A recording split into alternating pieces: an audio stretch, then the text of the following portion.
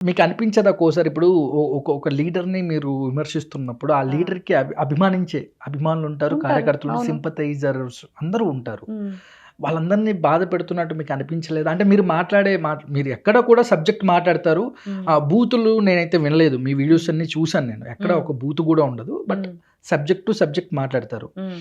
కానీ మీ మీద అయితే చాలా విమర్శలు. ఓకే. అటు వైసీపీ అవ్వచ్చు, జగన్మోహన్ రెడ్డికి సంబంధించిన కొంతమంది అవ్వచ్చు. హ్మ్. హ్మ్. ఇవన్నీ ఎలా చూస్తారంటే వాళ్ళకేం చెప్తారు? మిమ్మల్ని విమర్శించే వాళ్ళకి?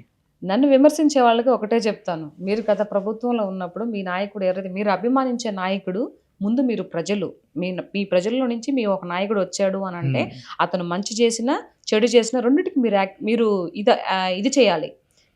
లేదు మేము అంత అభిమానిస్తున్నాము, మాకేదో ఇస్తున్నారు అని మేము చెడుని మాత్రం చూపించం, మంచిని మాత్రమే చెప్తాము, మేము చెడుని ఎంకరేజ్ చేస్తాము అనంటే అది మీ యొక్క మీ యొక్క మనసుకే నేను వదిలేస్తాను దాన్ని. ఏం మాట్లాడతాను చెప్పండి? హ్మ్. మరి ఇన్ని జరిగినప్పుడు లాస్ట్ ప్రభుత్వంలో అన్ని తెస్తానన్నాడు. ఎంతమంది చదువుకున్న వాళ్ళు ఎంతమంది సఫర్ అవుతున్నారండి. సఫర్ అయ్యి 5 సంవత్సరాలు వయసు కూడా దాటిపోయింది. డిఎస్సీలు పడక, పోస్టులు పడక. హ్మ్. మరి ఏంటి ఏ ఏ ఏమి ఏజ్ కూడా అయిపోయింది. ఇప్పుడు మళ్ళీ వాళ్ళు డిఎస్సీ రాస్తే ఎగ్జామ్ రాసుకునే స్థితి ఉందా? హ్మ్. 42, 43లో ఉండేవాళ్ళు అయిపోయింది కాలం. కాస్త 5 ఏళ్ళు రైట్. వృధా అయిపోయింది. అవును. మరి వాళ్ళకి ఇప్పుడు వెనక్కి తిరిగి ఉద్యోగాలు ఇస్తారా? హ్మ్. ఇప్పుడు కూటమి ప్రభుత్వం ఇస్తుందా? ఆయన చేసిన మిస్టేక్ వల్ల?